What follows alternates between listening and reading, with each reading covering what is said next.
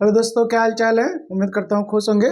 आइए, मैं आज लेके आया हूँ आपके लिए बहुत सारे एमसीक्यू और एक एक एमसीक्यू को सिलसिलेवार हम लोग सॉल्व करते हैं।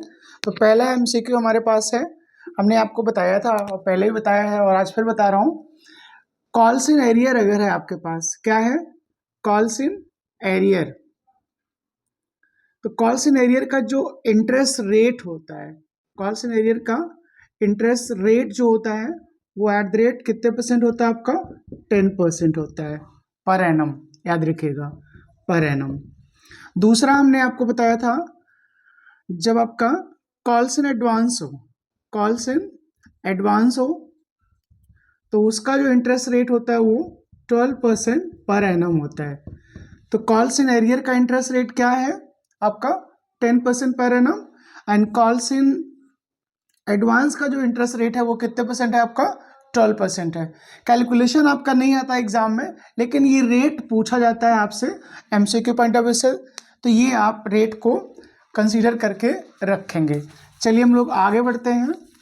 आपने पार्टनरशिप में पढ़ी होगी पार्टनरशिप डीड। क्या पढ़ा होगा आपने? पार्टनरशिप डीड पढ़ा होगा। अब पार्टनरशिप डीड क्या होता है? एक तरह का ये एक एग्रीमेंट्स होता है, रिटन एग्रीमेंट्स होता है या ओरल भी हो सकता है। तो इस पर कभी कभी एग्जाम में आ जाता है, ये ओरल भी हो सकता है और ये आपका रिटन भी हो सकता है। ओके, तो दोनों चीजें हमेशा याद रखिएगा। बहुत सारे लोग, बच्चे लोग करके आते हैं कि ये रिटन होता है, या कुछ लोग करके आते हैं ये ओरल होता है। तो ये ओरल और रिटन दोनों हो सकता है।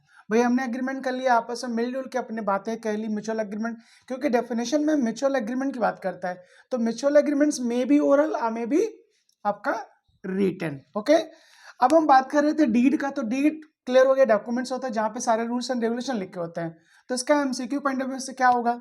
अगर by the way deed absent हो, डीड क्या हो आपकी? अब्सेंट हो, तो क्या होगा? तो उस केस में दो बातें याद रखनी है आपको। एक तो जितने भी पार्टनर होंगे उनके बीच का जो पीएल रेशियो होगा वो आपका क्या होगा? इक्वल होगा। पीएल रेशियो क्या होगा? इक्वल होगा।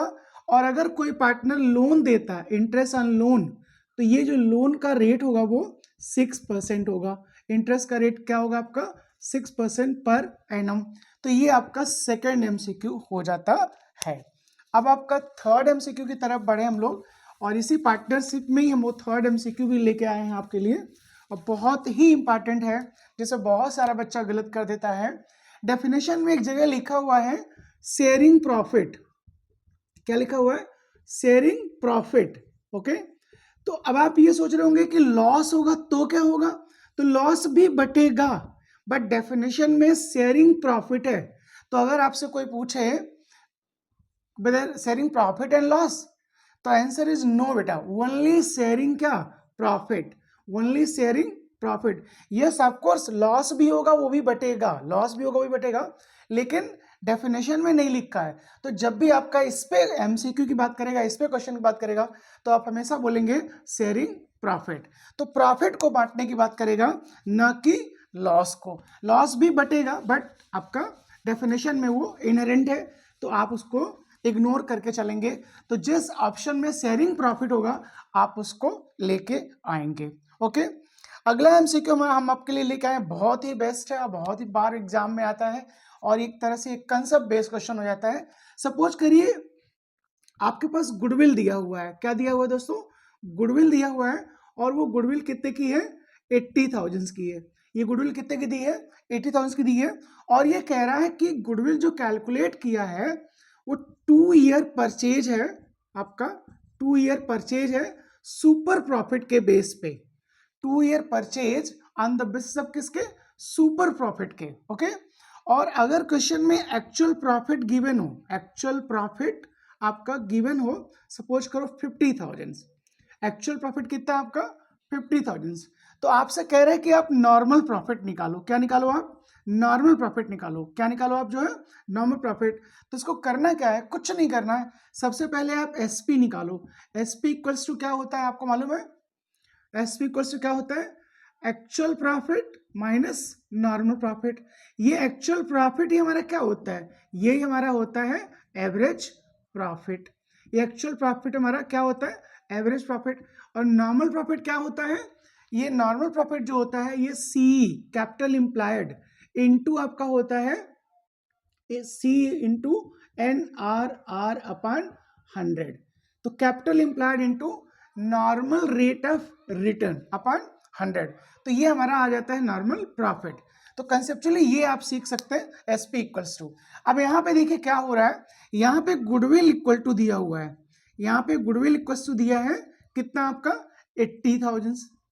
और आपको मालूम है सुपर प्रॉफिट में जब आप गुडविल निकालते हो तो गुडविल का फॉर्मूला होता है SP into number of year purchase, SP into number of year purchase. तो ईयर परचेज की जगह आप ले लो 2 ईयर ले लो 3 ईयर ले लो, डजेंट मैटर, लेकिन इस क्वेश्चन में 2 ईयर दिया हुआ है। ओके, तो हमें गुडविल मालूम है कितनी 80,000, गुडविल हमको मालूम है कितनी 80,000। ये इक्वल्स टू होता है SP into number of year purchase, और नंबर ऑफ ईयर परचेज आपका दिया है कितना 2 ईयर। तो यहां से सॉल्व करके आप एसपी निकाल सकते हो और एसपी आ जाएगा आपका कितना 40,000। इसमें तो कोई दिक्कत आपको नहीं होना चाहिए। एसपी आ गया हमारा कितना 40,000। अब उसके बाद क्या करना है आपको मालूम है SP equals to average profit या एक्चुअल प्रॉफिट जो होता है, एवरेज या actual minus normal profit. Okay, SP भी हमको मिल गया, हमें एवरेज प्रॉफिट मिल गया, आप उसमें लिखिए इक्वेशन में लिख दीजिए, कोई दिक्कत नहीं, आपका आ जाएगा। तो एसपी कितना है दोस्तों आपका 40,000। अब 40 में से 40 एसपी है, अब 40 equals to actual minus normal, और एक्चुअल क्वेश्चन में दिया है कितना 50,000, तो 50 माइनस नॉर्मल प्रॉफिट, ये सॉल्व कर लीजिए, आपका आ जाएगा कितना नॉर्मल प्रॉफिट इक्वल्स टू आपका आ जाएगा 10,000। तो ये आपका एक तरह से कंसेप्ट हो गया एमसीक्यू, तो इस पे आप जो भी आएगा आप सॉल्व कर लेंगे। तो होप ये कंसेप्ट भी आपका क्लियर हो गया होगा। तो इसको मैं फिर से आपको रिवाइज करवा दे रहा हूँ, एकदम आसान सा है, कुछ करना नहीं है आपको, आपको सिंपल याद रखना है SP equals to actual profit minus normal profit, ये फॉर्मूले रखो याद। और सुविधा गुडविल इक्वल्स टू भी फॉर्मूला याद रखो, SP into number of year purchase. इस दोनों फॉर्मूले को यूज करके आप किसी भी क्वेश्चंस को सॉल्व कर सकते हैं, चाहे वो छोटा हो चाहे वो बड़ा हो, आप आराम से इसको निकाल सकते हैं। अब हमारे पास एक बहुत ही इंपॉर्टेंट क्वेश्चन है आपके लिए, जिसको आपको पढ़ना चाहिए और इसका आंसर भी आपको आना चाहिए, और अगर नहीं आता है तो समझ लीजिए आपका ये दुर्भाग्य है बच्चों। तो इसलिए आप इसको सीखो मेरे साथ।